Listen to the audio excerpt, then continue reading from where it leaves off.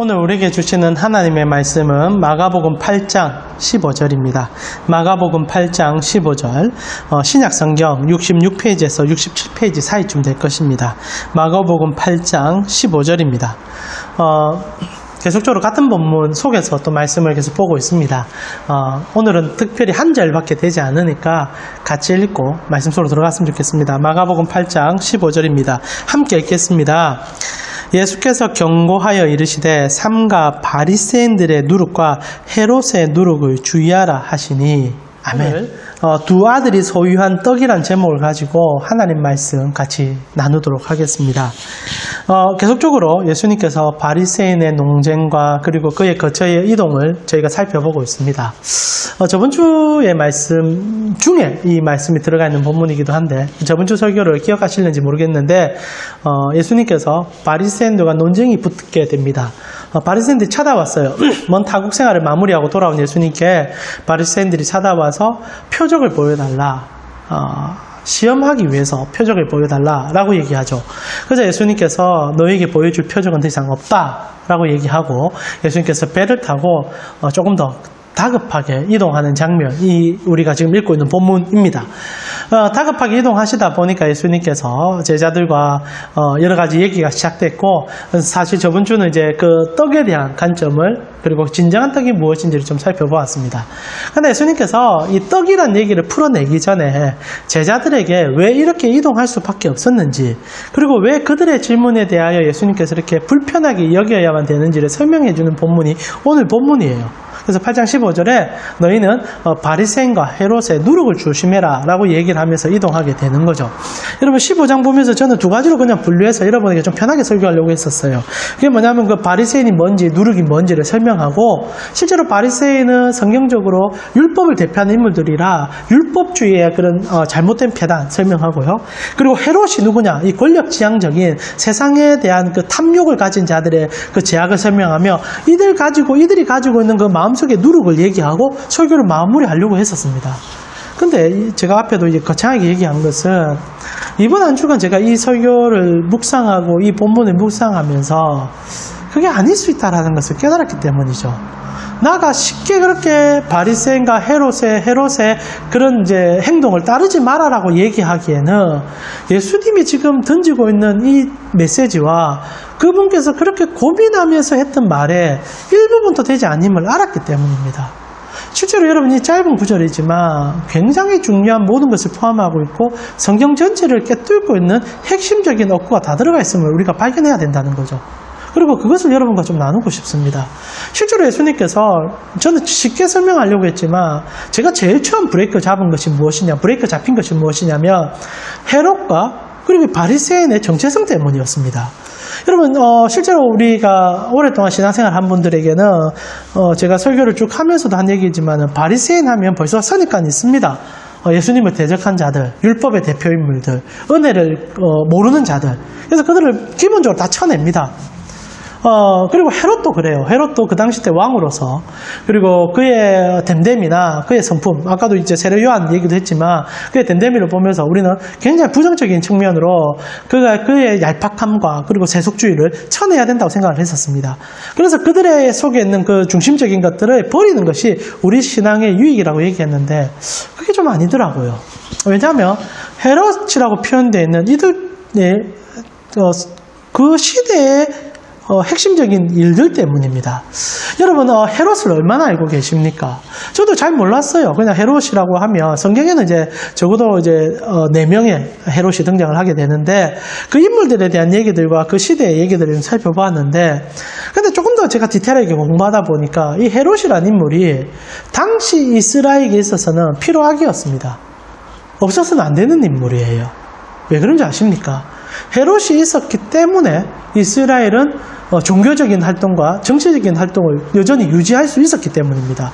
여러분 혹시나 성경 역사나 로마 시대의 역사를 조금 아신다면 이 헤롯이라는 인물이 참 독특한 인물인 것을 금방 발견하게 될 것입니다. 실제로 성경의 역사를 조금 더 앞서 나가서 사도행전 역사를 좀 지나게 되면은 AD 70년경 이스라엘은 망하게 됩니다. 이 티토라는 이제 장군이 찾아와서 이스라엘이 워낙 종교적으로 이렇게 강력하고 그리고 그들의 자주 주권을 너무 주장하다 보니까 더 이상 로마인들이 이제 용납이 안 되는 거예요. 그리고 자꾸 쿠데타가 일어나고 하니까 아예 쓸어버립니다. 얼마나 잔혹하게 쓸어버리는지 예루살렘 성에 갇혀있던 사람들이 거의 대부분 죽습니다. 그리고 그때부터 이제 수백 년간 이스라엘 백성들은 흩어지죠. 거의 수천 년간 흩어지죠. 그리고 디아스포라로 존재하게 되고 근대에 찾아와서 이스라엘이 회복되게 되지 않습니까? 여러분 다른 말로 표현하면 유대는 사실 로마의 식민지가 되는 순간부터 이래 되기를 예정되어 있는지 모릅니다. 유대의 정체성으로 인하여. 그런데도 그들이 여전히 생존할 수 있었고 그들이 종교생활을 하고 정치활동을 할 수 있었던 그 중심에는 헤롯이 있었어요. 여러분 오늘 본문에는 바리새인들의 누룩과 헤롯의 누룩을 얘기하는데 실제로 예수님께서 오늘 두 가지 집단을 얘기하고 계십니다. 바리새인들, 이 바리새당과 그리고 헤롯 당 전체를 얘기하고 있는 거죠. 실제로 여러분 로마 시대에 헤롯을 중심으로 모여있는 이 정치 집단들은 필요하기 분명합니다. 여러분 헤롯이 있었기 때문에 여러분 헤롯은 유대인이 아니었거든요. 혹시나 좀 잘 아시는 분은 헤롯이 이제 이두메인이었죠. 그래서 정토 유대인이 아니었지만 그가 있는 동안 친유대 정책을 펴기로서 유명한 인물이었습니다. 그는 유대인들의 마음을 사기 위해서 제사장 가문의 여인과 결혼을 했고 그리고 유대인들이 좋아하는 그 모든 것을 해주려고 최선을 다했습니다. 헤롯이 지은 성전은 역사상 가장 큰 성전이었고 가장 화려한 성전이었습니다. 유대인들이 자기들의 종교활동을 마음껏 할 수 있도록 그리고 유대인들이 그들이 원하는 것에서 벗어나지 않는 로마의 그런 모든 바운더리에서 벗어나지 않는다며 그것을 지켜주고 보호해줬던 분이 그 사람이 누구냐면 헤롯이었어요. 그래서 헤롯은요 실제로 그 이스라엘에 굉장히 중요한 인물이었고 필요했던 인물입니다. 그리고 헤롯 중심적으로 모였던 인물들도 여러 가지 자기들의 이권이 있었겠지만 그들이 그렇게 했기 때문에 이스라엘은 그 시대의 이스라엘로 존재할 수 있다는 거죠. 저는 마치 이것이 오늘날 정치인들과 동일하다고 생각합니다. 여러분 총선이 이제 끝났지만은 우리는 너무 잘 알지 않습니까? 언제나 정치 집단들은 자기들의 이권을 위해서 싸우는 자들입니다. 이번에 비례정당도 양당에서 생기게 됐는데 욕을 하든 뭘 하든 결국 자기 이권에 손해볼 짓은 안 하는 게 그들이에요. 그것이 정치 집단입니다. 결국 우리는 표로서 그들을 움직일 수 있는 방향을 제시할 뿐이지 그들은 그냥 두면 자기의 이권을 위해서 끝까지 싸우는 자들이 분명해요. 그런 관점에서 헤롯당들은 이스라엘에 있어서는 가장 필요한 집단이 분명합니다. 그들이 있었기 때문에 이스라엘은 그 풍정당화와 같은 로마 식민사회에서 존재성을 가질 수 있고 여전히 예배드릴 수 있었던 것은 부정할 수 없거든요. 나아가 오늘 헤롯이라고 명칭되어 있지만 그 주위에는 많은 인물들이 다 그럼 매국노냐? 또 그건 아닐 거라고 생각해요. 왜냐하면 성경을 가만히 보면은 역사의 흐름 속에서 헤롯당과 같은 인물을 통하여 하나님 일하고 계셨음을 참 많이 보여주기 때문입니다. 여러분 잘 아시다시피 앞에서 제가 얘기했지만 엘리야 얘기를 드렸는데 엘리야 시대 때는 어찌 보면 지금 그 헤롯 때보다 더 암울하고 더 힘든 그 헤롯 때 그 헤롯 때 하나님께서 이렇게 하셨던 것처럼 이 아합이라는 왕 때는 지금 헤롯 때와 비교할 수 없는 폭군이었고 그리고 정치적으로 암울한 시절이 한번 있었습니다. 근데 그때 유명한 인물이 하나 있죠. 누구냐? 오바댜라는 인물입니다. 여러분 성경 구약성경인데요. 열왕기상 18장 우리 엘리야 얘기를 잠시 한번 봤으면 좋겠는데 열왕기상 18장을 한번 찾아보았으면 좋겠습니다. 열왕기상 18장입니다. 열왕기상 18장 열왕기상 18장입니다. 구약성경 546페이지입니다. 한번 찾아보세요. 열왕기상 18장입니다. 열왕기상 18장 3절과 4절을 제가 읽어드리겠습니다. 열왕기상 18장 3절과 4절 구약성경 546페이지입니다. 아합이 왕궁 맡은 자 오바댜를 불렀으니 이 오바댜는 여호와를 지극히 경외하는 자라. 이세벨이 여호와의 선지자들을 멸할 때 오바댜가 선지자 100명을 가지고 50명씩 굴에 숨기고 떡가물을 먹였다라고 기록됩니다. 여러분 아합의 악한 통치 속에 한 정치인이 소개가 되는데 그가 오바댜예요. 그가 왕궁 맡은 자로 성경 묘사가 되는데 오늘날 표현하면 총리급이에요. 굉장히 권력자죠. 근데 그가 여호와를 경외하며 그 악한 집단 속에서 하나님의 나라를 이루기 위해서 발부둥 쳤다는 인물이라고 묘사가 되고 있습니다. 여러분 생각해 보십시다. 헤롯을 중심으로 모여있는 그 정권들이 물론 악할 수 있고 자기 이해 집단인 건 사실이지만 그들은 여전히 필요한 존재들입니다. 오바댜가 그 시대에 필요한 인물이었고 결국 하나님이 오바댜를 얼마나 칭찬하는지 모릅니다. 동일하게 하나님께서는 그런 환경 속에서 사용하는 사람들이 있어요. 대표적으로 다니엘 아닙니까? 여러분 다니엘은 그 바벨론에게 멸망당하고 식민 지배를 받을 때 똑같은 인물이에요. 근데 그가 바벨론 나라의 총리가 되어서 굉장히 정치적인 활동을 하면서도 이스라엘 백성들을 위해서 살아가는 인물이 됩니다. 한편의 입장을 보면 매국노잖아요. 독립을 위해서 싸우고 어떻게 그 나라를 멸망하게 한 나라의 총리가 될 수 있습니까? 근데 하나님은 그것을 통하여 그 백성을 살리는 도구로 쓰셨어요. 나라가 바뀌게 되지 않습니까? 다니엘 같은 경우에는 바벨론이 멸망하고 페르시아가 등극했을 때도 그 페르시아에서도 총리가 돼요. 정말 입지적인 인물입니다. 그런데 하나님께서는 매국노라 부르지 않아요.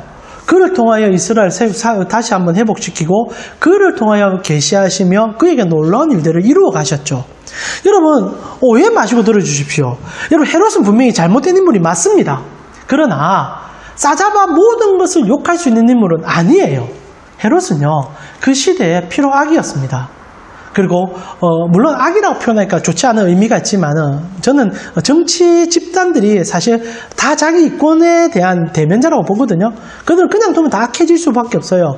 그러나 중요한 것은 그들의 필요성을 우리가 부정할 수 없지 않습니까? 동일하게 헤롯 당들은 굉장히 필요한 인물들이었습니다. 저는 오늘날로 표현하면 이들은 진보적인 입장을 지니고 있는 정치 집단이 아닌가라고 생각합니다. 여러분 오해 마셔야 됩니다. 헤롯이라는 인물은 굉장히 실리주의죠. 실제로 헤롯이라는 인물이 있었기 때문에 그래서 할 수 있는 일을 다 하는 거예요. 제사장 집안의 여인을 자기 아내로 두리고 그리고 유대인들을 위해서 성전을 지어주며 그리고 로마와 그 이스라엘 사이에서 다리 역할을 해주며 실리적인 입장을 최대한 취하고 있는 인물이 헤롯이었어요. 그리고 그 주위에 있는 인물들이었습니다. 그들은 나라를 사랑했을 거예요. 왜냐하면 물론 자기들의 나라겠지만 사랑했을 것이고 그 중심에서 일했던 인물이고 필요하다면 보수적이고 율법적인 것을 버려가면서까지 욕을 듣는 입장이라도 그것을 지켜나갔던 인물들이 헤롯을 중심으로 모여있는 정치 집단들이었죠. 그래서 무조건 싸잡아 욕을 할 수는 없습니다. 필요한 인물들이었죠. 그리고 성경 속을 조금 벗어나 역사 속에서 헤롯을 조명하면 조명할수록 조금 더 다른 인물로 부각됩니다. 역사 속에서 헤롯은 정말 위대한 장군이에요. 멋진 인물로 묘사가 됩니다. 그러나 성경만 들어오면 정말 초라한 인물이 되고 욕되는 인물이 되긴 하는데 근데 오늘 예수님께서 평가를 하나 내려주죠. 헤롯의 누룩을 조심해라. 저는 이 저면에 깔린 조금 더 이 내용을 좀 봤으면 좋겠다는 거죠. 여러분 한 가지 붙잡읍시다. 헤롯 자체를 부정해서는 안 됩니다. 헤롯은 필요한 사람이었고 그는 굉장히 진보적인 인물이었고 시대를 어떻게 보면 그 상황 속에서 할 수 있는 최대의 실리를 취했던 인물입니다. 바리새인은 그 반대죠. 양극단을 오늘 예수님께서 얘기해주고 계시는데 바리새인이라는 집단은 굉장히 보수적인 집단입니다. 정권으로 얘기하면 이 진보적인 입장의 헤롯이라면 이 바리새인은 극보수들이에요. 말씀 속에서 길을 찾으려고 했고 하나님의 뜻이라며 생명 걸고 지키려고 했던 자들입니다. 그들은 하나님께서 말씀하셨다라고 얘기하는 것이 있다며 어떤 것이든 벗어나지 않으려고 최선을 다했어요. 그리고 실제로 이 바리새인 당들은 그 시대에 하나님의 나라를 이루기 위해서 자기 나름대로 최선을 다했던 인물들입니다. 그 시대의 이 풍정등화의 시대에서는 이 바리새인들은 민중의 희망이었어요. 말씀대로 살아가며 그러면서 저항의식을 가지고 있고 가장 보수적인 입장에서 가장 빛나는 인물들로 서 있던 자들이었죠. 오늘 예수님께서 말하는 이 두 집단은 그 시대를 이끌어갔던 양대 정당들입니다. 그리고 두 집단은 각 끝을 보고 있지만 필요한 자들이었다는 거죠. 헤롯 당도 너무나 필요한 자들이었고 그리고 바리새인들도 없어서는 안 되는 자들이었죠. 그러나 중요한 것은 이들을 향한 한 예수님의 평가에서 일어나는 문제점들입니다. 사랑하는 우리 가운데 성도님, 실제로 예수님께서 오늘 본문을 자세히 볼 때 이게 단순한 문제가 아님을 가르쳐 줍니다. 이런 8장 15절 같이 한번 볼까요? 다시 한번 자세히 보면요. 여러분 마가복음 다시 돌아옵시다. 마가복음 8장 15절인데요. 제가 한번 읽어드리겠습니다. 예수께서 경고하여 이르시되 상가 바리새인의 누룩과 헤롯의 누룩을 조유해라 이렇게 얘기합니다. 여러분 이전에 제가 설교를 시작하면서도 얘기했지만 예수님께서 하셨던 이 말을 저는 쉽게 이해하려고 했고 그리고 바리새인과 헤롯이 말하는 그 색깔들을 버리려고 했던 것이 저에게 중심적인 사고 방식이었습니다. 근데 그게 좀 아닌 것 같아요. 왜냐하면 예수님이 그렇게 얘기하고 계시거든요. 여러분 본문 자세히 보면요. 예수님께서 이렇게 얘기하지 않습니까? 경고하여 이르시되 상가 바리새인의 누룩과 헤롯의 누이를 주의하라. 누룩을 주의하라. 이렇게 얘기하는데 이거 원문으로 보면요. 좀 독특해져요. 여러분 지금 이 본문에는 실제로 예수님이 그 당시 때 했던 말로 풀게 되면 두 번의 보라라는 단어가 포함이 되어 있습니다. 우리는 좀 다른 어감으로 번역하기 시작했는데 여러분 이렇게 예수님이 하신 말이요. 삼가 바리새인들의 누룩과 헤롯의 누룩을 주의하라 이렇게 얘기하는데요. 실제로 이 삼가라는 단어가 헬라어로 무슨 단어냐면 호라오입니다. 호라오. 이 단어의 뜻은 보라라는 단어입니다. 보라, 주의 깊게 관찰하라는 단어예요. 그러니까 이 호라오라는 단어는요, 뭔가 한 대상을 볼 때 심도 깊게 관찰하여 그 안에 있는 뜻이 무엇인지를 파악해내라. 그래서 보라라는 뜻으로 사용되는, 그러나 관찰하여 보라라고 사용되는 단어입니다. 그래서 이 삼가, 이 표현은요, 예수님께서 보라라고 얘기하는 거고, 뒤에 보면 주의하라는 단어가 나오는데, 이것도 똑같은 보라예요. 근데 단어가 다르게 쓰입니다. 이 단어는 말 그대로 그냥 육안으로 본다는 단어, 이 블랙포라는 단어인데요. 그 단어를 그대로 쓰고 있습니다. 그러니까 눈으로 봐라, 이거죠. 그러니까 실제로 오늘 여러분 이 짧은 구절에 두 번의 보라라는 단어가 들어가는데 의미가 다른 보라가 들어가는 거죠. 하나는요, 관찰하여 주의 깊게 보라라는 단어가 들어가고 하나는 말 그대로 우리의 눈으로 보라는 단어가 들어갑니다. 그래서 이것을 조금 매끄럽게 번역하려고 보니까 바른 성경에 이렇게 표현을 했어요. 바른 성경에 보니까 예수께서 경고하여 말씀하시기를 주의하여라. 이게 이제 아까 말씀드린 호라오죠. 보라. 주의해서 보라. 바리새인들의 누룩과 헤롯의 누룩을 조심해라. 이 두 강조점이 등장을 하는데 조심해라고 번역하지만 실제로 뭐냐? 보라 이거예요. 그냥 보고 있으라는 겁니다. 여러분 보고 보라라고 예수님이 얘기하거든요. 관찰하여 정확하게 너의 눈으로 보라라고 얘기하는 겁니다. 그 중심에 뭐가 있냐? 이 바리새인과 헤롯의 누룩이 있다는 거죠. 그러니까 단순히 우리가 쉽게 판단할 수 있는 문제가 아니라는 겁니다. 주의 깊게 관찰하여 꿰뚫어 보지 않으면 보이지 않는 것들이 있고 그 중심에 누룩이라는 게 들어있다는 거죠. 여러분 누룩이 뭡니까? 무언가를 부풀리는 재료 아닙니까? 이 밀가루에 집어넣으면 있을 텐데 밀가루에 집어넣으면 밀가루가 한lot 없이 부풀리게 되는 거죠. 실제로 예수님이 얘기하고 싶은 것은 이 누룩에 있습니다. 여러분 이 누룩이라는 것도 참 어려운데 여러분 누룩이 처음 언제 등장하느냐? 이스라엘 백성들이 출애굽을 할 때 하나님께서 유월절을 제정하게 됩니다. 그래서 이제 어린 양의 피로 문설주에 바르고 새날이 이제 오게 되면 어찌 보면 메시아의 오심을 미리 보여주는 하나의 상징물이었죠. 새나라가 오게 될 때는 우리 삶에 이제 모든 누룩을 제거하는 작업을 해야 된다라고 얘기합니다. 그때 그래서 유월절이 되기 전에 무교절이 되면은 이스라엘 백성들은 집안에 있는 모든 누룩을 이 곰팡이를 다 제거했어요. 곰팡이 다 제거하고 그리고 음식도 누룩을 넣지 아니하고 일부러 부풀리지 아니하고 먹었습니다. 무슨 말입니까? 너희 속에 있는 부풀릴 수 있는 제약을 다 버리고 본질로 나아가 하나님을 온전히 보라라는 얘기로 유월절을, 그래서 실제로 유월절의 핵심을 다른 거추장스러운 빵에 집중하고 다른 화려함에 집중할 것이 아니라 어린 양의 피에 집중하라 하여 누룩을 제거하는 날로 제정합니다. 그런데 오늘 그 얘기가 다시 반복된다는 거죠. 근데 그 누룩이 어디에 사용되냐? 이 바리새인과 헤롯에게 사용됐다는 거예요. 다른 말로 표현하면 바리새인과 헤롯은 특별히 잘못된 게 없다는 겁니다. 그러나 그들에게 있어서 누룩이 들어감을 통하여 뭔가 부풀려졌고 그 부풀림을 제거하지 아니하면 우리가 온전히 볼 수 없다는 거죠. 이게 중요한 겁니다. 그러니까 우리가 싸잡아서 바리새인은 무조건 잘못했다, 헤롯은 무조건 잘못했다 말하면 안 된다는 거예요.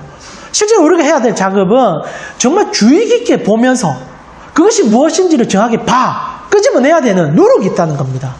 어려워진 거예요. 이렇게 보니까 이 본문이 너무 어렵습니다. 어떻게 해석해야 될지 잘 모르겠더라고요. 오히려 쉽게 바리새인은 율법주의자다. 헤롯은 그 시대에 정말 자기 마음대로 살아가는 정형적인 방탕한 자들이다. 그래서 그들의 삶을 버려라. 라면 심플해지는데 예수님이 하셨던 말의 그 깊이로 들어가면 이거 쉬운 문제가 아닌 거예요. 주의 깊게 관찰하여 봐야 되고, 그리고 실제로 근본을 따지지 아니하면 우리가 속을 수 있을 뿐 아니라 오히려 좋은 것까지 잃어버릴 수 있다는 본문이 되고 있다는 거죠. 여러분, 이랬을 때 우리는 바리새인과 헤롯을 어떻게 이해해야 됩니까? 솔직히 이해가 잘 안 가더라고요. 어떻게 잡아야 될지 잘 몰랐습니다. 그리고 그들에게 분명히 좋은들이 있습니다. 여러분, 분명히 좋잖아요. 여러분, 저는 헤롯의 자세가 우리에게 오늘날 우리 신앙에게도 필요하다 생각합니다. 여러분, 생각해 보십시오. 헤롯 땅을 우리가 싸잡아 욕할 수 없는 것은 이 시대의 신앙인들도 헤롯 같은 모습이 있어야 돼요. 여러분, 헤롯이 굉장히 진보적이고 진취적인 자들입니다. 그 시대에 정말 이 세속의 이 로마의 강력한 철권 통치 속에서 이스라엘이 온전하게 예배 공동체로 남을 수 있게 해줬던 것들은 이 헤롯의 이 감교함 때문에 있었던 겁니다. 헤롯이 중간 스펀지 역할을 해줬고, 그리고 그 사이에 침투에 들어가서 진리를 체험을 통하여 이스라엘은 여전히 예배 공동체로 남을 수 있었거든요. 부정할 수 없습니다. 오늘날 우리도 그렇게 살아가야 되거든요. 여러분, 그리스도인들이 교회에서만의 그리스도인이 돼서는 안 되지 않습니까? 우리는 여전히 세상 속에 침투에 들어갑니다. 들어가 어떻게 살아야 됩니까? 정말로 그들 속에서 하나님의 영광이 무엇인지를 그들 삶 속에서 보여주는 것이 우리 그리스도인의 입장이에요. 그러려면 헤롯같이 치열해야 됩니다. 헤롯같이 정말로 할 수 있는 것을 최대한 다해, 물론 이 죄악된 행동이나 잘못된 행동을 해서는 안 되지만 우리는 정말로 세상 속에서의 그리스도인의 정체성을 가져가야 되죠. 그 면에서 예수님께서는 그 모습의 정향을 우리에게 너무 잘 보여주셨지 않습니까? 그 시대에 가장 파급력을 줬던 분이 예수 그리스도입니다. 가장 진보적인 인물 아닙니까?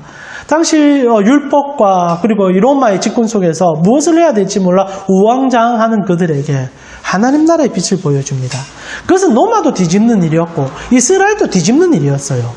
예수님은 모든 신분을 넘어서서 하나님 안에서 하나 될 수 있는 공동체를 가르쳐줬습니다. 그게 혁명이에요. 오늘날 시대에도 어떤 나라에도 예수님이 말한 나라를 이룬 나라가 없습니다. 결국 우리는 하나님 나라 가면 완성된 그의 나라 속에서 그것을 보게 될 것입니다. 그것을 이 땅에 처음으로 투사시켜서 제대로 보여준 분이 예수님이에요. 가장 실리적이시고 가장 혁명적이시며 모든 것을 부수시는 분이 예수님이었습니다. 그래서 우리 그리스도인들은요, 헤롯의 사실 모습을 이 땅 안에서 또 고민하며 이루어갈 인물이에요. 그러나 또한 우리는 바리새인의 모습을 가지고 있어야 됩니다. 예수님만큼 율법에 철저한 자가 어디 있었습니까? 예수님은요, 말씀을 온몸으로 성취한 분입니다. 정말 자신있게 얘기했어요. 그 바리새인들이 그렇게 집요하게 공격할 때도 예수님에게는 흠 하나 잡지 못했습니다. 그분은요, 살아있는 율법 그 자체셨어요. 그러면서도 율법을 뛰어넘어 참된 율법을 해석해 주셨죠. 그분 자체가 말씀이셨고 그분 자체가 가장 보수적인 인물이었습니다. 그분은 시작이고 끝임을 자기가 나타냈던 분 아닙니까? 그래서 예수님께서 우리의 신앙의 방향을 설명할 때 마태복음 10장 16절 이런 얘기 해주지 않습니까? 이 접어놓고 찾아봅시다. 중요한 구절이에요. 마태복음 10장 16절입니다. 마태복음 10장 16절 같이 한번 읽어보겠습니다. 마태복음 10장 16절입니다. 제가 읽어드릴게요. 보라, 내가 너희를 보냄이 양같이 이리 가운데로 보냄과 같도다. 그러므로 너희는 뱀같이 지혜롭고 비둘기같이 순결해라. 이게 헤롯과 바리새인입니다. 여러분, 뱀같이 지혜롭게 우리는 세상 속에 들어가야 돼요. 복음 들고. 그러나 또한 우리는 우둔할 정도로 하나님의 순결을 지켜야 됩니다. 말씀 안에서. 바리새인들이죠. 실제로요, 여러분, 헤롯과 바리새인은 잘못된 자들이 아닙니다. 물론 그들이 추구하는 방향이나 색깔은 문제가 있지만은 엄밀하게 그들의 근본을 따져본다면 우리 신앙에 가장 필요한 양극단이에요. 그리스도인들은 이 양극단의 균형을 찾아 복음안에서 그 두 개를 동시에 이룰 수 있는 자들이 돼야 됩니다. 그래서 우리는 뱀처럼 교활해져야 되고, 그러나 비둘기처럼 순결함을 가지고 세상 속에 나가야 되는 자들이죠. 예수님께서 그 얘기를 서두에 던지는 겁니다. 너희는 헤롯과 바리새인들을 주의 깊게 보라.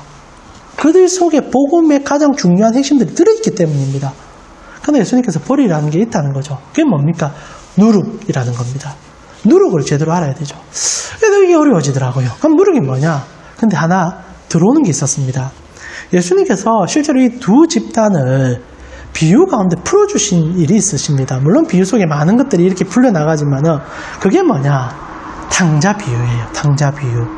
아시는지 모르겠는데 탕자 비유. 여러분 누가복음 15장입니다. 우리 한번 펴놓고 봅시다. 누가복음 15장입니다. 오늘 조금 어렵지만 한번 주의 깊게 잘 따라와 보셨으면 좋겠어요. 누가복음 15장입니다. 15장 11절에서 12절입니다. 누가복음 15장 11절에서 15절. 11절에서 15절 제가 읽어드리겠습니다. 또 이르시되 어떤 사람에게 두 아들이 있는데 두 아들이 있습니다. 그 둘째가 아버지에게 말하되 아버지여 재산 중에서 내게 돌아올 분깃을 내게 주소서 하는지라 아버지가 그 살림을 각각 나누어 주었더니 그리고 나중에 첫째 아들 또 나와서 이 둘째 아들 돌아오는 얘기죠. 스토리는 이렇습니다. 돌아온 탕자라고 익히 알려져 있는 스토리인데, 물론 대부분이 아시겠지만 모르는 분을 위해서 잠깐만 썸머리해두면, 심플한 얘기입니다. 어느 날, 이렇게 정통 유대인 가문에, 아들들이 있었습니다. 그 아들들이 있었는데, 그 집의 둘째 아들이 굉장히 진보적인 아들인 거예요. 그래서 이제 어느 날 이제 그 집안에 있는데 왜 진보적이냐 표현하냐면 실제로 성경적으로 자세히 보면 이 아이 참 못된 아이거든요. 그러나 잠시 시선을 돌리면 이 둘째 아들의 마음을 읽어지게 됩니다. 여러분 둘째 아들이 요구하는 게 있거든요. 12절에 보니까 그 둘째가 아버지에게 말하되 아버지여 재산 중에서 내게 돌아올 분깃을 내게 주소서. 그래서 내가 그걸 가지고 가겠다 라고 얘기하는 장면이 나오죠. 저는 실제로 이 둘째가 물론 이제 이 스토리는 이렇습니다. 둘째가 재산 받고 떠났는데 재산을 허랑방탕에 다 써버려가지고 돼지 치는 일을 하게 되고 그 쥐염염매를 먹다가 아버지의 집이 생각이 나서 돌아오게 되고 아버지는 동구밭에서 그 아들을 보고 뛰어가서 아들을 품어줬는데 집에 돌아오니까 첫째 아들이 그 모습을 보고 불평하면서 아버지 왜 그러십니까? 저 아들은 당신 거 다 들고 도망간 놈인데 용서해서는 안 됩니다 라고 얘기하면서 스토리가 끝나는 얘기예요. 그러나 중요한 것은 이 얘기가 나오는 두 아들이죠. 실제로 두 아들은 이 바리새인과 헤롯 땅을 너무나 정확히 묘사해주고 있습니다. 여러분 첫 번째 이 둘째 아들은요, 전 헤롯 땅의 모습을 명확하게 보여준다 생각해요. 잠시 우리 이것을 이렇게 한번 현대적으로 해석해 봅시다. 물론 고대 시대에 이 둘째 아들은 아버지의 재산을 받아간 자입니다. 그 유산을 미리 달라는 것은 패륜의 끝이거든요. 아버지 살아계신데 아버지에게 재산 달라는 것은 아버지 죽으라는 말과 마찬가지입니다. 그러나 그렇게밖에 말할 수 없는 급박함이 그에게 있었다고 한번 생각해 봤으면 좋겠어요.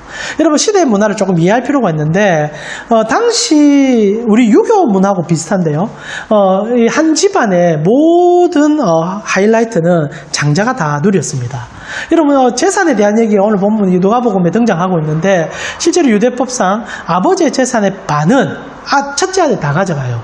그리고 나머지 재산을 가지고 아들이 순서대로 나누어 갔습니다. 그리고 이제 나누어 갔대. 그것도 이제 3분의 1씩 조금씩 나눠 가져갑니다.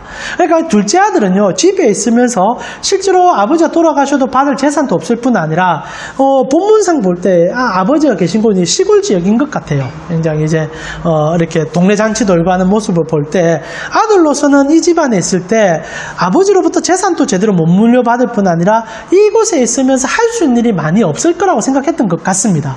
그래서 무리한 요구를 하는 거죠. 아버지, 미리 나에게 돈을 좀 주세요. 아버지 재산 좀 주셔가지고 내 그거 가지고 나아가 보겠습니다. 근데 이게 굉장히 불편한 부분이지만 오늘날 우리에게 있어서 이런 일은 많이 일어납니다.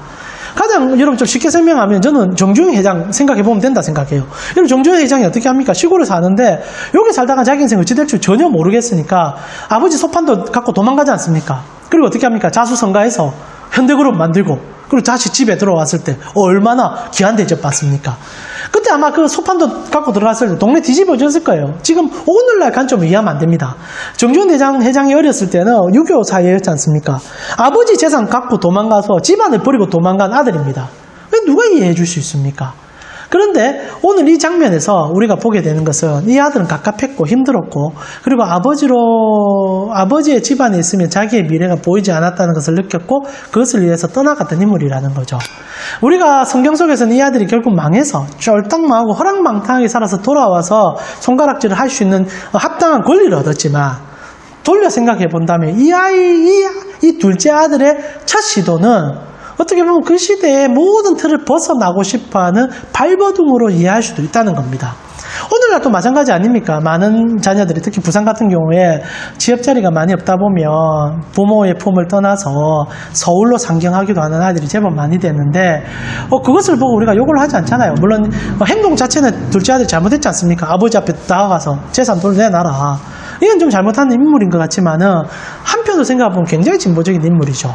그래서 뭔가 자기의 삶의 변화를 추구하고 바꾸고 싶었던 거예요. 근데 이게 오늘날 교회 안에 분명히 필요하거든요. 나쁘지 않다고 생각합니다. 뭐 오늘날 교회가요, 어떻게 보면 첫째 아들 나오겠지만, 이 보수적인 신앙, 철학을 계속적으로 추구하고, 시대를 역행하면서, 말씀이라고 생각하지만은 실제로 만들어진 율법 안에서의 삶을 계속 유지하며, 우리 다음 세대 못 살립니다. 여러분, 다음 세대, 젊은 세대는요, 말씀이 진짜 생명이 있음을 요구합니다. 이 말씀이 삶을 바꿀 수 있는 것을 보고 싶어 해요. 그런 자들에게 그 말씀에 살아있음을 제시해 주는 게 교회가 돼야 되는데, 교회가 할수록 고리타분해지고, 그리고 모여서 하는 행동들이, 여기가 저 싸우네. 이러면 누가 더 이상 교회에 남겠습니까? 오늘날 지금, 우리가 교회가 욕을 참 많이 듣고 있는데, 욕을 많이 듣는 이유 중에 하나가 무엇입니까? 이 진취적이고 진보적인 아이들을 품지 못하는 교회가 되어버렸거든요. 사회를 보면서, 죄송한 표현이지만, 정말 보수란 게 좋은 의도일 수 있겠지만은, 고리타분의 인상이 우리 속에 남아있는 거예요. 이번 선거도 끝나면서 우리가 알게 된 게 뭡니까? 실제로 젊은이들이 요구하는 방향과 교회는 거꾸로 가고 있다는 거 아닙니까? 지금 거꾸로 가고 있는 거예요. 그런 입장을 볼 때 둘째 아들의 요구사항은 저는 합당할 수 있다 생각합니다. 그렇게 진취적으로 만약 정주영 씨처럼 이 둘째 아들이 성공해서 돌아왔다면 이 스토리는 누가복음 스토리는 완전 달라졌을 겁니다. 다 덮어졌을 거예요. 그가 했던 패륜이라고 생각하는 행동도 다 덮어지고, 물론 형님은 좀 기분 나쁠 수 있겠죠. 나도 저렇게 한번 해볼 수 있는데. 그러나 아버지도 허락해줬잖아요. 가라 했거든요. 재산 떼줬거든요. 그리고 나서 금이 한양한다면 누가 그거 싫어하게? 로마에서 재력을 확보해서 돌아왔다 생각해 보십시오. 싫어할 사람 아무도 없을 거 아닙니까? 실제로요, 둘째 아들은 실패해서 문제가 된 것뿐이지, 그가 추구한 삶의 방향은 물론 문제점이 있긴 하지만은 그렇게 살아갈 수 있는 것 또한 우리의 삶의 한 형식이고, 그렇게 나아가는 것에 대하여 그 끝은 우리가 알 수 없는 일입니다. 동일하게 첫째 아들도 똑같거든요. 여러분, 첫째 아들에 대해서도 성경은 이렇게 얘기합니다. 여러분, 누가복음 우리 펴고 있으니까 한번 볼까요? 29절입니다. 29절에서 30절을 보니까, 그래서 결국 이제 둘째 아들이 시도는 좋았지만, 지제적인 입장은 좋았지만 결과는 실패였거든요. 다 날려버렸습니다. 집에 돌아왔어요. 근데 첫째 아들이 그걸 굉장히 불편하게 여깁니다. 29절을 보니까 아버지께 대답하여 이르되 내가 여러 해 아버지를 섬겨 명을 어기며거늘 내게는 염소 새끼라도 주어 나와 내 벗으로 즐기게 하신 일이 없더니 아버지의 살림을 창녀들과 함께 삼켜버린 이 아들이 돌아오매 이를 위하여 살찐 송아지를 잡으셨나이까. 그래서 아버지가 아니다라고 얘기를 하죠. 그때 얘기하는 것이 아들의 그 분노와 그리고 아버지에 대한 그 마음을 성경은 잘 묘사해 줍니다. 여러분, 근데 재밌는 건요, 저는 이 첫째 아들이 가질 수 있는 불평, 불만을 이해할 수 있다는 겁니다. 여러분, 솔직하게 우리 얘기합시다. 그냥 밑장 까고 이런 표현하면 좀 그렇지만, 여러분, 그냥 우리 자신 한번 끄집어내서 얘기해 봅시다. 여러분의 동생이 아버지에게 찾아가서 재산 달라고 도망갔어요. 성공하고 돌아와도 기분 나쁠 겁니다. 근데 실패하고 돌아와서 아버지가 돌아온 동생에게 너무 다 잘해주는 거예요, 다시. 실제로 그 잘해주는데 그 아들이 물려받을 재산 중에 하나일 겁니다. 왜냐하면 아버지는 동생에게 줄 재산을 다 줘버렸거든요. 그러면 남아있는 나머지 재산은 엄밀하게 따졌을 때 아버지 돌아가시고 나면 첫째 아들이 물려받아야 될 재산들이에요. 근데 아버지께서 그 재산 가지고 지금 둘째 동생을 섬겨주고 있단 말입니다. 반지도 끼워주고 옷도 입혀주고 손잡고 난리가 난 겁니다. 어느 누가 그거를 좋게 받아들이겠습니까? 저는 이 둘째 아들의 마음이 이해가 돼요. 그리고 둘째 아들은 실제로 굉장히 열심히 살았지 않습니까? 아버지의 그 옆을 끝까지 지켜주고 아버지의 집안의 재산을 지켜줬고, 그리고 더욱더 수고하며 오늘 잔치 여는데도 첫째 아들은 일하고 돌아오고 있습니다. 언제나 성실한 아들, 그리고 아버지가 원하는 것들은 다 해주려고 노력했던 아들. 그런 둘째 아들이 돌아왔을 때 화날 수 있죠. 불편할 수 있죠. 분노할 수 있죠. 물론 잘못하고 있습니다. 아버지에게 망신을 주기도 하고 아버지의 그런 정말 뜻을 제대로 이해하지 못하는 둘째 아들의 모습, 첫째 아들의 모습이 나오긴 하지만은 아들은 신실합니다. 그 아들 잘못된 게 없어요. 집에 나빠서 잘 살았고 그리고 충실했고 성실하게 살았습니다. 그러나 실제로 이들이 바리새인들이죠. 여러분, 둘째 아들이나 첫째 아들이나 삶의 방향의 색깔이 다를 뿐이지 우리는 그 둘을 다 포함하고 살아갈 필요가 있습니다. 여러분, 아버지의 유업을 잘 지키기 위해서 노력하는 자녀가 있어야 되고 또한 세상 속에서의 역할을 드러내야 되는 아들들이 있고, 그러나 이것이 함께 섞여가면서 나아가는 그 가정이 되어질 때 얼마나 아름답겠습니까? 실제로 첫째 아들이나 둘째 아들의 삶의 방향에 그렇게 큰 문제점은 없습니다. 다시 설명하면 헤롯과 그리고 여러분 이 바리새인의 이 두 집단은 그렇게 큰 잘못이 없습니다. 그러나 그들 속에 누룩이 있다는 거죠. 이게 중심입니다. 사랑 우리 가운식구 여러분, 그들에게 있어서 누룩은 뭡니까? 여러분, 실제로 첫째 아들, 둘째 아들 다 누룩이 가득해요. 그리고 이 누룩은 누가복음 15장에 정확하게 설명해 냅니다. 그게 뭔지 아십니까? 둘 다요, 지독할인 만큼 사랑하고 있다는 겁니다. 무엇을 사랑하느냐? 자기를 사랑해요. 이게 문제점입니다. 여러분, 그 두 아들이 살아가는 삶의 방향을 우리는 욕할 수 없습니다. 누구나 그렇게 살아갈 뿐 아니라 그렇게 살아가야만 합니다. 그러나 그들에게 있는 가장 큰 문제점은요, 지독할인 만큼 자기밖에 모르는 그 사랑이었다는 겁니다. 이게 누룩이에요. 그들이 추구하는 삶의 방향의 문제가 아니라 그들은 그 삶의 방향에 두고 있는 사랑을 자기만을 위한 사랑으로 삼았다는 겁니다. 그럼 첫째, 둘째 아들 한번 봅시다. 진취적이고 그리고 자기 삶을 바꾸고자 하는 노력은 문제가 없을 수 있습니다. 그러나 둘째 아들의 정말 큰 문제점은 자기밖에 몰랐다는 거예요.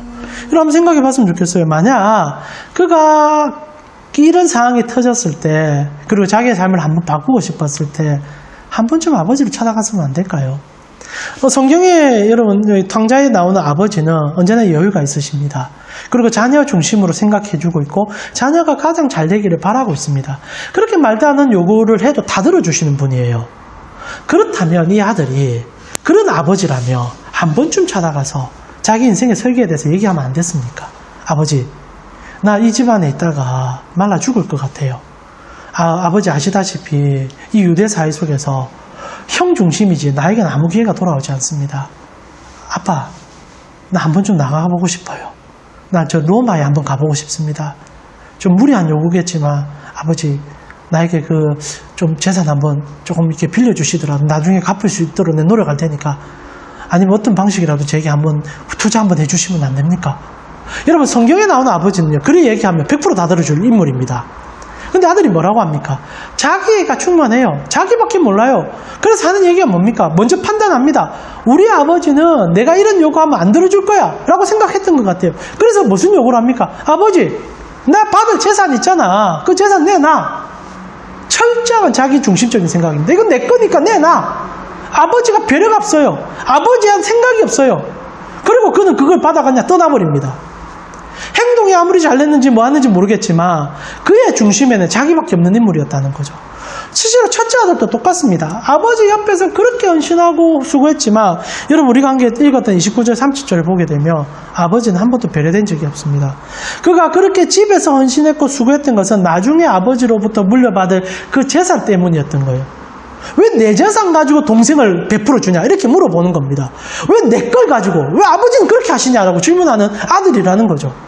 실제로 둘째 아들도 성실함과 그리고 정말 열심은 있었지만 지독한 자기애밖에 없었습니다. 자기 중심적이었고 아버지를 판단하는데 자기 중심적인 판단을 갖고 있었다는 거죠. 이것이 누룩입니다. 이것이 우리 신앙의 누룩입니다. 여러분, 아담이 하나님을 떠났던 이유가 여기 있지 않습니까? 아담이 왜 하나님을 떠납니까? 지독한 자기 사랑. 자기가 하나님이 되고 싶었고 자기가 왕이 되고 싶었습니다. 처음부터 그는 하나님의 존재를 인정하고 싶어 않았어요. 하나님을 자기의 삶에 벗어 떠나게 만들고 싶어 했습니다. 그 아버지는 얼마나 따뜻한 분이시고 그 아버지가 나를 얼마나 사랑하는지는 전혀 관심 대상이 아닙니다. 여러분, 첫째 아들, 둘째 아들 얘기했는데 생각해 보세요. 아버지는 어느 순간에도 아들의 얘기를 다 들어줍니다. 그리고 아들에게 가장 좋은 것을 베풀어 줍니다. 나중에 둘째 아들이 이것을 깨닫게 되지요. 모든 재산을 다 탕진하고 리마인딩 해보는 겁니다. 아버지가 나에게 해준 게 어떤 것인지, 아버지가 나를 얼마나 사랑해 주셨는지, 아버지 집에는 무엇이 있는지를 생각하니까 돌아갈 수밖에 없음을 경험하게 돼요. 이게 신앙이라는 겁니다. 여러분, 누룩은요, 하나님을 배제하여 실제로 우리가 신앙생활 할 때도 이 누룩이 우리 속에 생길 수 있어요. 나 중심적으로 나만 챙기고 나를 중심으로 두고 하나님 앞에 나아가는 그 순간순간은 모두 다 누룩을 두고 신앙생활 하는 것과 같다는 얘기입니다. 사랑하는 우리 가운교회 성도님, 이 경고를 들으셔야 합니다. 여러분, 신앙은요 하나님으로 채워져가는 과정입니다. 여러분, 나로 채워져가는 과정이 아니에요. 아무리 진취적으로 살아도 아무리 보수적으로 살아도 그거 중요한 게 아니에요. 거기에 우리 하나님이 빠져버리면 거기에는 아무것도 남지 않는다는 겁니다. 여러분, 실제로 첫째 아들, 둘째 아들 그 삶의 방향이 어떠하든 간에 그 두 아들은 결국 둘 다 단 한 번도 진짜 행복을 맛본 적이 없었다는 겁니다. 그러나 둘째 아들은 아버지의 집을 기억하고 돌아왔을 때 그는 참된 행복을 맛볼 수 있었다는 거죠. 여기에 우리 신앙의 비밀과 복음의 핵심이 있습니다. 아버지가 없을 수 있다는 거예요. 그리스도 중심이 아닐 수 있다는 겁니다. 오직 나 중심으로 내가 필요한 것으로 나를 위한 신앙이 되어질 때 우리는 어떤 삶을 추구하냐가 아니라 어떤 삶을 추구하더라도 그 속에 참된 행복과 기쁨을 맛볼 수 없을 뿐 아니라 하나님을 단 한 번도 만나지 못할 수 있다는 경고입니다. 사랑하는 우리 가운데 성도님, 여러분은 누룩을 버리고 계십니까? 갈등할 수 있습니다. 물어볼 수 있습니다. 넘어지면 하나님께 찾아갈 수 있어요.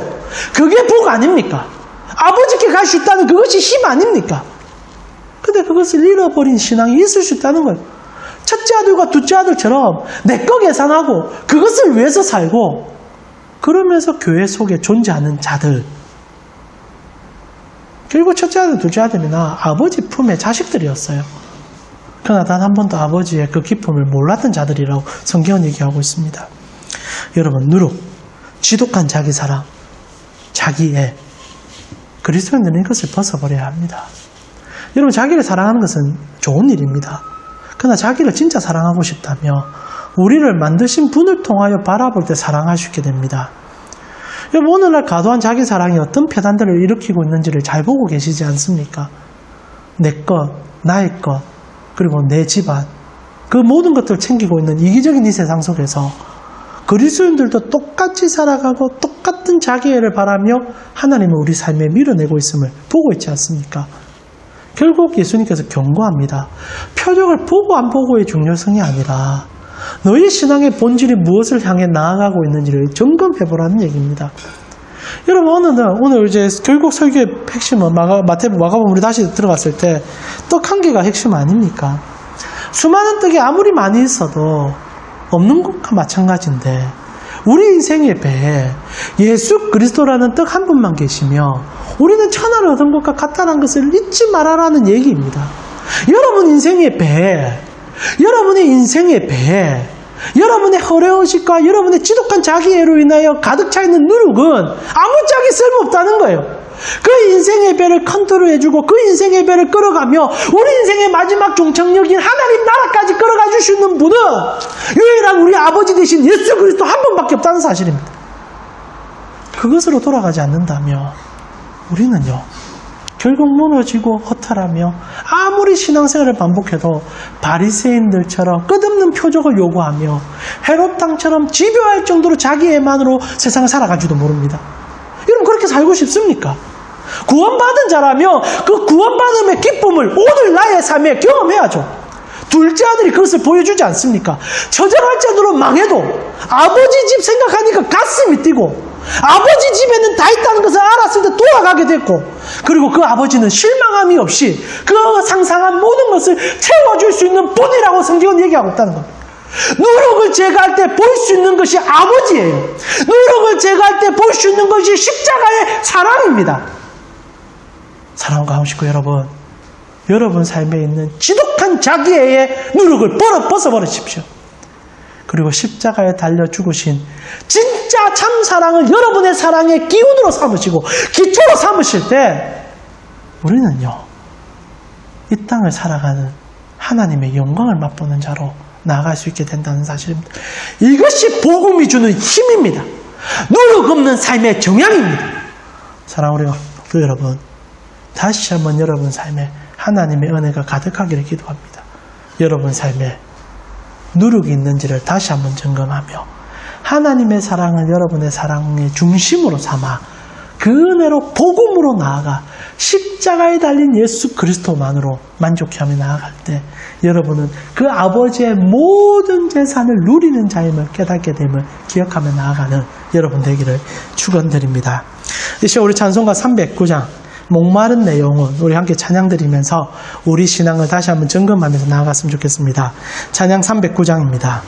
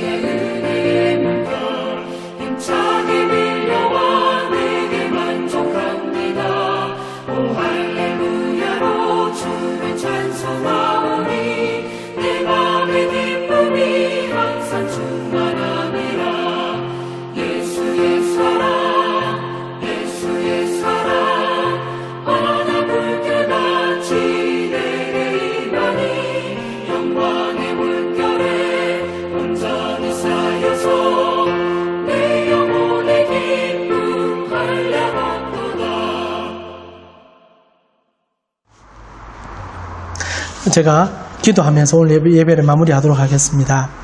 하나님, 오늘 우리는 우리 삶에 찌들어 있을 수 있는 누룩을 살펴보았습니다.